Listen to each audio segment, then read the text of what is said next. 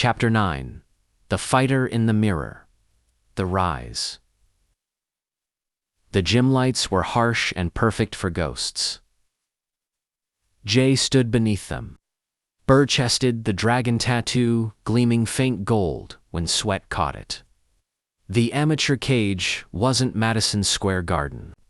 It was a warehouse full of folding chairs, betting slips, and the smell of cheap beer butt. When the bell rang, every sound fell away. He didn't remember half of his first match. A blur of movement, a flurry of precision that left his opponent unconscious before Jay's heart rate changed. The crowd exploded. Someone yelled, "Who is this kid?" By the third fight, they were calling him Dragon Harda, name he hated but didn't correct. The prize money came fast. The buzz faster. Clips of his fights hit social media. Impossible dodges, counters that looked like precognition. "Q's reading minds," one commentator said. "No one moves like that." Jay smiled for the cameras, but inside he wondered if maybe the man wasn't wrong. The rumor between tournaments chatter followed him. Fighters whispered about someone else, a phantom in the other league. The underground one, that never filmed its bouts.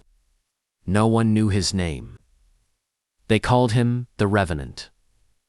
"Guy doesn't blink," Marcus told him one night over bad coffee. "It's like he knows every strike before it lands." The ones who fight him say it's like hitting smoke. One dude swears the air got cold when he stepped in the cage.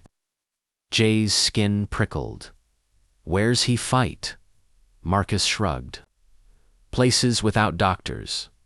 Mexico, maybe Manila. No real rules. People talk about eyes turning red under the lights, but you know how stories grow." Jay didn't.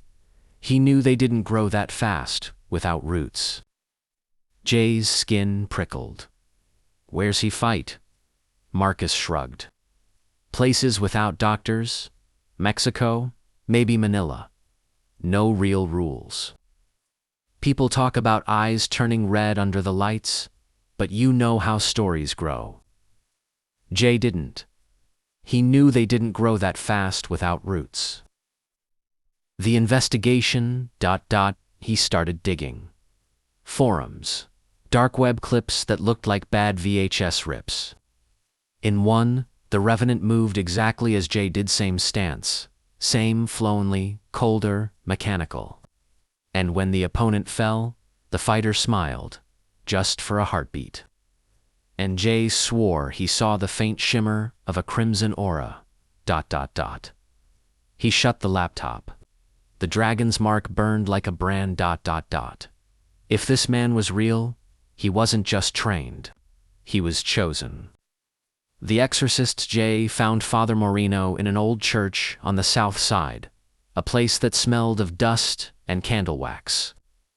The man was small, wiry eyes, sharp enough to cut through lies. When Jay said he wanted to learn about demons, the priest only frowned. "Everyone wants to learn about demons," he said. "Few want to learn about themselves." Jay lifted his shirt. The dragon stared back. The candle flames bent away from him. Moreno didn't speak for a long time. Then, "That symbol belongs to something that never should have touched this world." "I didn't ask for it," Jay said, "but I need to understand it." "Is another one someone possessed?" "He fights like I do, only worse." The priest's eyes narrowed. "You want me to teach you to kill him? I want you to teach me how not to become him." That earned a slow nod. "Then we start with humility." Lessons of ink and salt days turned into weeks. Moreno's study was a museum of forgotten languages and warded objects. He taught Jay the geometry of faith, salt lines, Latin sigils. Tattoos that carried runes of binding, not armor against all demons, but enough to slow most. He burned each symbol into thin paper, pressed it against Jay's arm, let the ink bleed into skin. "These protect," he said. "But they also remind you what you owe."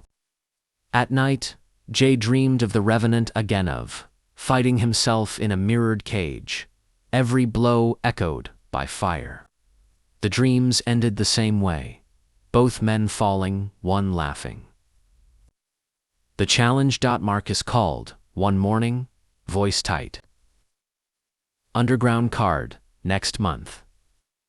Big money, no cameras. Guess who's headlining?" Jay didn't need to guess. He looked at the mirror, his reflection steady, the dragon's eye faintly glowing like a heartbeat. Somewhere far off, thunder rumbled without clouds. He whispered to the reflection, "If you're what I could have been, then I need to see it for myself." The reflection almost smiled. This concludes Chapter 9. The Fighter in the Mirror. Thanks for watching. Please like, share, and subscribe for more content like this, and stay tuned for Chapter 10, The Revenant.